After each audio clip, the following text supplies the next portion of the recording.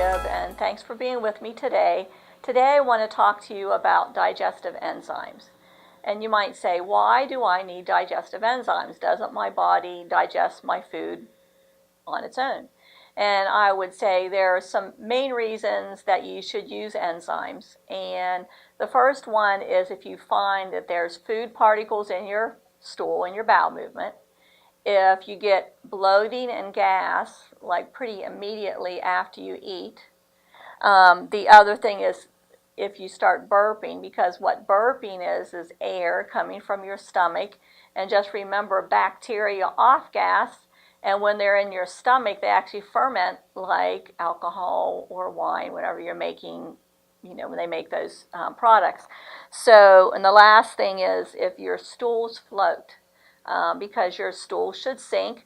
I know this is kind of descriptive, but if your stools float, then there's too much fat, that's non-digested fat, that's in your stools. So there are three main types of digestive enzymes. The first one are pancreatic enzymes, and pancreatic enzymes are used more specifically for patients with cystic fibrosis, because they cannot produce enough pancreatic enzymes to break down their stools. And their stools always have this certain smell to them with the fat in the stool, and they take those enzymes with each meal whenever they're eating. So those are the pancreatic enzymes. The second type of enzymes are ones that are a fungal base. And Aspergillus is actually a fungus, and there's two main types, and it's Aspergillus niger and Aspergillus oryzae.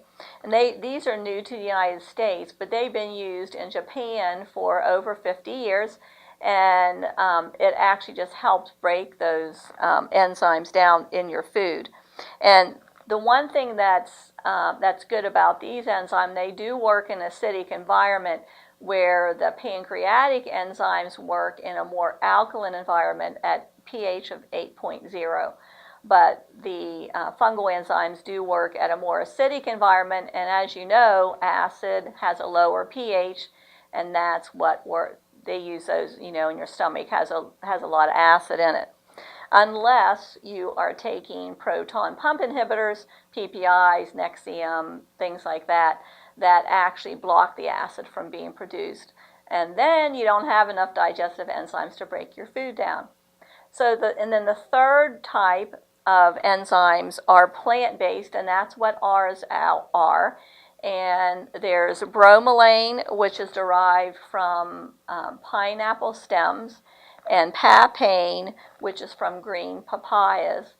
And these enzymes too, they actually help decrease inflammation and pain also. And then the pancreatic enzymes that the patients with cystic fibrosis use, they can also help with inflammation. So the next thing I want to talk about is how are these enzymes, what are the units that they have? They're not micrograms or milligrams. Their units are DU, HUT, FCCLU, CU, IAU, and this expresses the enzyme activity. So if there's a microgram or a milligram dose that's next to the enzymes, then you really don't know how much active enzymes that you're going to get. So the label will not, discriminate what the activity is unless you have those other odd initials behind the name. And one of the things, the enzymes, the plant-based enzymes, they're stable for about 3 years. So you can get those and they sit on the shelf for a little bit. You could actually use those again. The specific enzymes that I was talking about too, like amylase and lipase, those are pancreatic enzymes. Those are in our Digestive Essentials. There's many different types in there. Protease, which is a proteolytic enzyme, and that breaks down long-chain fatty acids. And a lot of people use these also for inflammation, and they are also in our digestive enzymes. Papain, like I said, is from papayas. Peptidase, it also breaks down the proteins, and that reduces inflammation.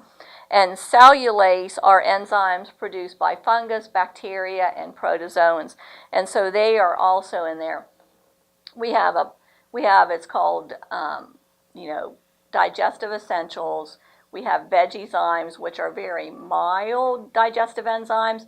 And then the most potent one we have is the Superzymes. And Superzymes actually have ox bile, which helps break down or produce more bile, especially if you don't have a gallbladder. And the other thing, it has betaine hydrochloric acid, which is necessary to help break down food. So if you have heartburn, then you have to be careful about using the betaine hydrochloric acid because it can cause more heartburn. So if you'd like to talk to me further about digestive enzymes and if they're right for you, just give me a call. Thanks a lot. Thanks for watching. If this information was helpful, hit that thumbs up button down below. If you want more videos like this, hit the subscribe button down below, then ring the bell next to it.